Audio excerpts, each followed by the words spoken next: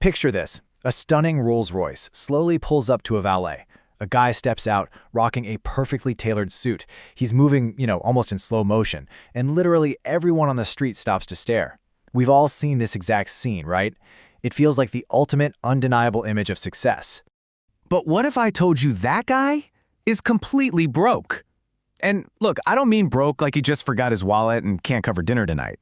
I mean deeply, fundamentally drowning in a financial hole that he literally cannot dig himself out of. Okay, let's dive into this. Because if we look at the reality behind all that glamour, it turns out our guy in the tailored suit, he actually owes 17 months of back payments on that exact car. His savings account has a lower balance than your monthly phone bill. And honestly, the truly terrifying part of all this? He's not the exception, he's the rule. There's this absolute war being waged on our minds right now, and it's not being fought with weapons, you guys. It's fought with images. The entire financial system desperately wants us hyper-focused on signaling wealth rather than, actually saving it. Because here is a pretty harsh truth we just need to accept. The system didn't fail you. Actually, it worked perfectly. It was specifically designed to make you spend, and honestly, more importantly, it was designed to make you visible. We've all been trained to crave the spotlight. But in the game of real wealth, visibility is actually your absolute greatest weakness.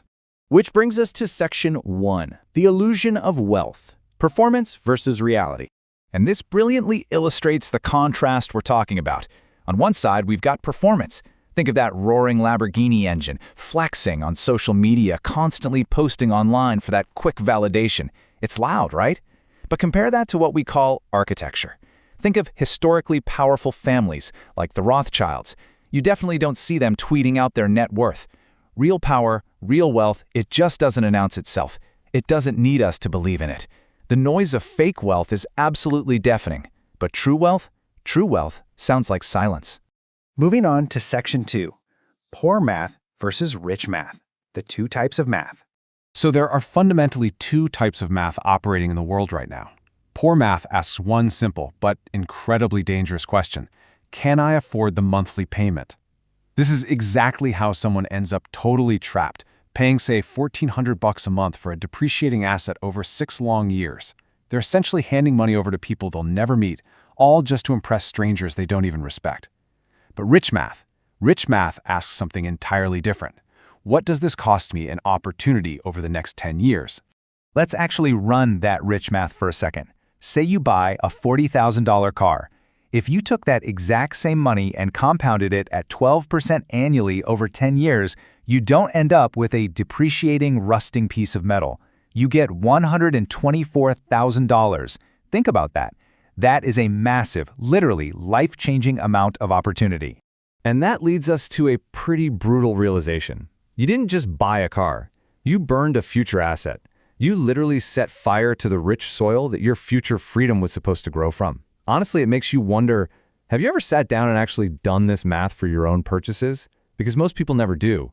We just upgrade our lifestyles, completely unaware that we're actively destroying our very own foundation.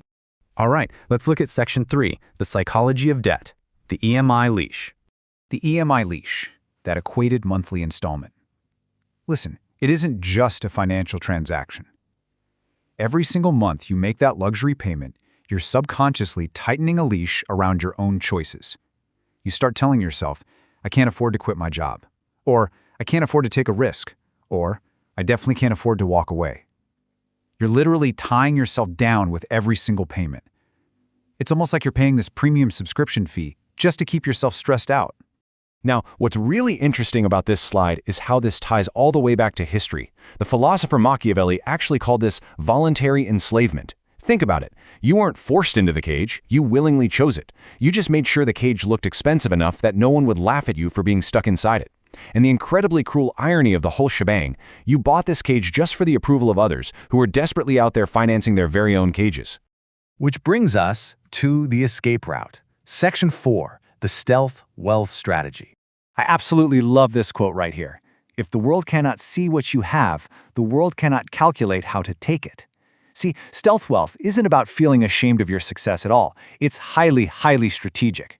It's all about actively avoiding that tax of expectations, the one your social circle and your competitors always place on the quote-unquote successful person in the room. You actually protect your power by remaining completely invisible. A lot of people call this concept the parking lot rule. Now, the common goal for most people is driving the absolute nicest car in the parking lot. But the stealth wealth goal? Yeah, it's actually owning the parking lot. You literally have to live like you're broke, but strategically. You gotta separate your ego from this exhausting need to constantly display your income. Okay, let's get into the solution. Section 5, Finding Your Freedom Margin. The ultimate tool. So let's define this clearly. Margin is that strategic gap between what you earn and what you spend. It is the exact, literal place where your freedom lives. Every single time you make a premature lifestyle upgrade, every time you tell yourself, oh, I deserve this, before your foundation is actually built, well, it's really just your ego standing at the door with a shopping cart, actively stealing from your future self. Margin is what protects you from your own ego. Just consider the sheer power of actually having margin in your life.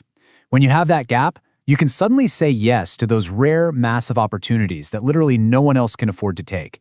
You can disappear from a highly toxic job without a single ounce of panic. And honestly, most importantly, margin turns you from a mere participant in the economy into an owner of it. Seriously, take a second right now and ask yourself, what would you do today if you had true margin in your life? Because at the end of the day, it all comes down to this ultimate choice. When you choose status, you're really just choosing a more comfortable prison. But when you choose true wealth, you're choosing to actually own the prison. True wealth is not about all those shiny things you own. It's about what you control. It's having the ability to design your own morning before anyone else claims it, and having the power to just say no without ever having to explain yourself to anyone. So, I'm going to leave you with this pretty binary question. Are you building a life, or are you just building an audience for a life you don't actually have? Most people, sadly, choose the audience. But the day you stop needing the whole world to believe you're winning, that is the exact day you actually start to win. The loudest person in the room is never the most dangerous one. Just let that sink in for a moment.